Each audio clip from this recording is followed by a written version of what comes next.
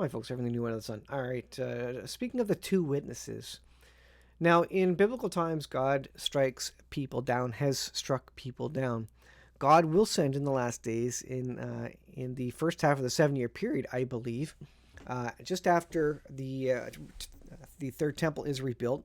God will send two witnesses to witness to the Jews, to Israel, and they will have the power to strike people down. So we saw in this video where this guy spoke against Israel and said that Allah will destroy them. The wrath of Allah will be against them. What happens to him? He drops to the floor. Revelation chapter 11 says this. And so this is in the last days.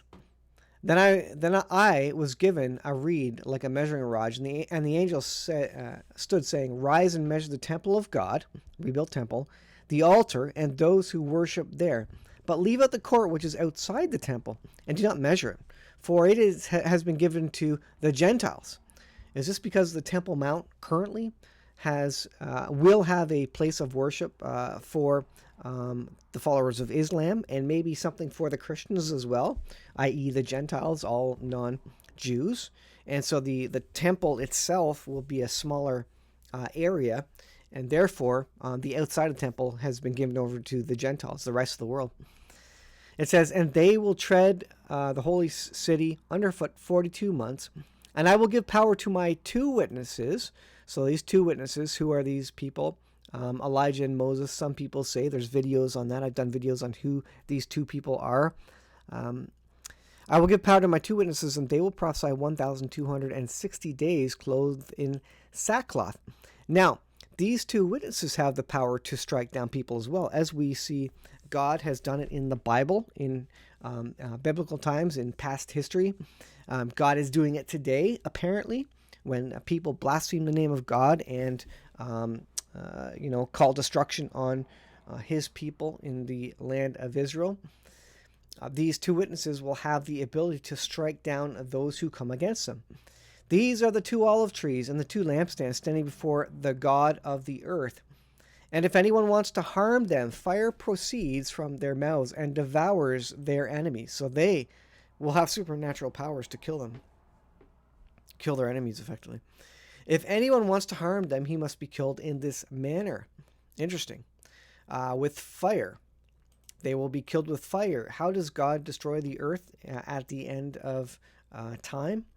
With fire, not with a flood. He said he would never do it with a flood again. So fire proceeds from the mouth of these folks. This is how they are devoured. They will be devoured this way as well in hell. "And if anyone wants to harm them, he must be killed in like manner. These have power to shut heaven so that no rain falls in the days of their prophecy."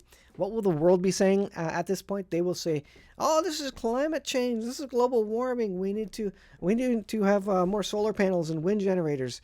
Nope, it's the two witnesses who are literally causing the drought in the area because people are not turning to God.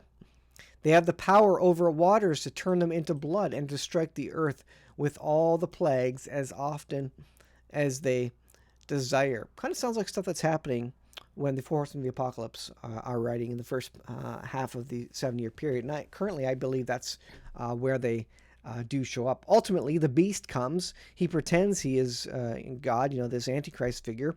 He actually is allowed to kill them. I say he is allowed. God allows the Antichrist to come in and kill these two. But ultimately, the abomination of desolation will occur.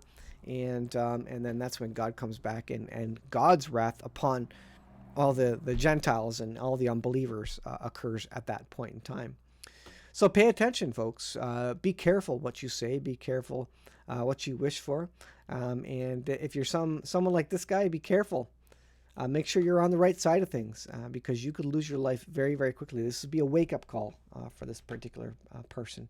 But there's another look at the two witnesses, and I do have videos on that, so maybe I'll pull those out and add them to the timeline of the return of the Lord. Thanks for watching. We'll leave it there, and we'll see you in the next video.